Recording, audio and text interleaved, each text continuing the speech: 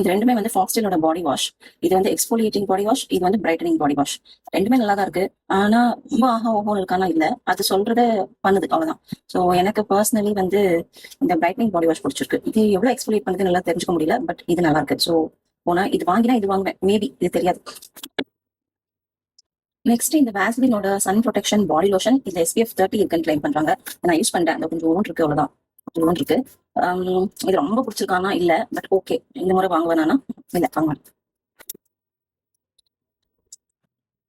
இது வந்து விஷ்கேரோட சன்ஸ்கிரீன் பாடி லோஷனும் அப்புறம் AHA பாடி லோஷன். இது ரெண்டுமே நான் காம்போ ஆஃபர்ல வாங்கினேன்.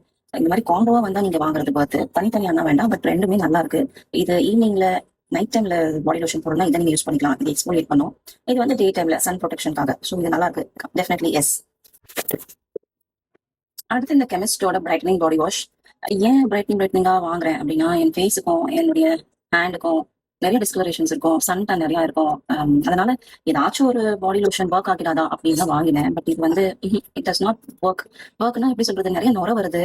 பட் இது சொல்ற வேலையை செய்தா அப்படின்னா இல்ல, எனக்கு பர்சனலி இது பிடிக்கல. ஸோ இதுலயே இன்னொன்னு இருக்கு, இந்த OG கெமிஸ்டோட பாடி வாஷ். அது நல்லா இருக்கு, ஒரு மாதிரி ப்ரௌன் கலர்ல கிரீனியா இருக்கும். மோஸ்ட்லி நான் அதுக்கு தான் போவேன், இது இல்ல. இந்த ஃபாஸ்டைலோட இந்த மில்கி வே ரேபிட் ஸ்பாட் ரிடக்ஷன் சீரம். இது நிஜமாவே எனக்கு ரொம்ப ரொம்ப பிடிச்ச ஒரு ப்ராடக்ட். இதன் பத்தி நான் டீடைல் ரிவ்யூ நான் கொடுக்குறேன். இது வாங்குவேன்னா கேஸ் கண்டிப்பா வாங்குவேன்.